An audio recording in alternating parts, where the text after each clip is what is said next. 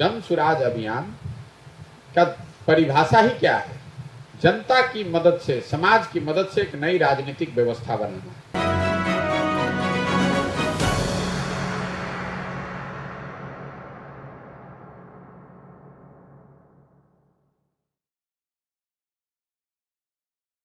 देखिए, ये पहले दिन बताया गया है और रोज कह रहा हूं, ये सवाल नहीं है कि करेंगे कि नहीं करेंगे। जन सुराज अभियान का परिभाषा ही क्या है? जनता की मदद से, समाज की मदद से एक नई राजनीतिक व्यवस्था बनाना। एक ऐसी व्यवस्था जिसमें दल बने, लेकिन वो दल कोई व्यक्ति प्रशांत किशोर न बनाए, कोई परिवार न बनाए, कोई जाति समूह न बनाए, बल्कि बिहार का हर वो व्यक्ति जो समझता है कि बिहार में बदलाव की जरूरत है, एक बेहतर विकल्प की जरूरत है, वो साथ में आए, मिले और उसको बनाए। हमारी पहचान क्या है? अभी तक जो हमारी पहचान आप कम से कम जानते हैं कि मैं राजनीतिक दलों को, नेताओं को मदद करता हूं कि वो साथ में आकर व्यवस्थित तरीके से चुनाव लड़े, अपने आप को संगठित करें और चुनाव जीते।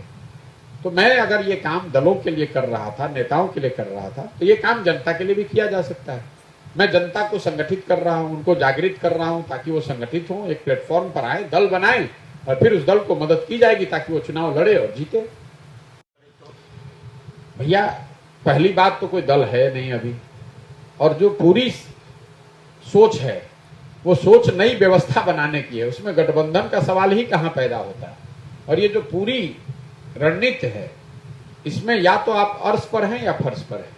अगर बिहार की जनता को समझ में आएगा ये दल बनता है और इस पूरी परिकल्पना से लोग जुड़ेंगे, तो आप इतनी सीट जीतेंगे कि आप गिन नहीं पाइएगा। और अगर लोगों को समझ में नहीं आया तो आपका खाता भी नहीं खुलेगा। तो ऐसी कोई परिस्थिति में देखता नहीं।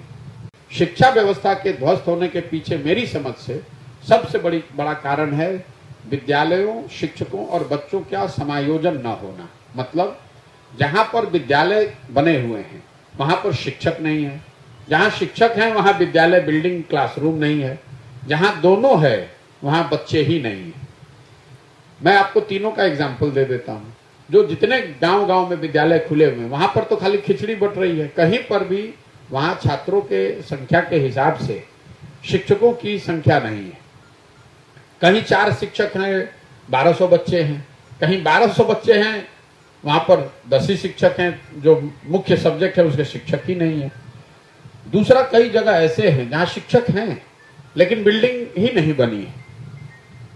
तीसरा, ये जो कॉलेज हैं जहां विद्यालय, जहां पढ़ने की बिल्डिंग है, कैंपस है, वहां शिक्षक भी हैं, वहां प्रोफेसर, लेक्चरर भी हैं, वो तो शिक्षा मित्र नहीं है, नियोजित शिक्षक नहीं है। और बड़ी संख्या में बच्चे भी हैं लेकिन वहां वो भी पढ़ने नहीं आ रहे हैं क्योंकि कॉलेज में भी पढ़ाई नहीं हो रही है। तो एक शब्द में मैं अगर कहूं तो विद्यालयों में खिचड़ी बट रहा है, कॉलेज से डिग्री बट रहा है, पढ़ाई दोनों में कहीं नहीं हो रहा है। जिसके बारे में अभी मैं पिछले 2-3 महीनों से चर्चा सुन रहा हूं। जब हम लोगों ने चलना शुरू किया था तो कानून व्यवस्था को लेकर लोग ऐसा बता रहे थे कि देखिए महागठबंधन की सरकार बनी है, लगता है कानून व्यवस्था खराब हो सकती है। लेकिन मैं पिछले 2 महीने से, जब से मैं सीवान में आया हूं, तब से लोग बता रहे हैं कि कानून व्यवस्था की स्थिति बहुत तेजी से बिगड़ी है। लोग बता रहे हैं कि इस साल अकेले में कोई 15 से ज्यादा मुखिया लोगों को पूरे बिहार भर में मार दिया गया, 6 से ज्यादा सरपंचों को गोली मारा गया है।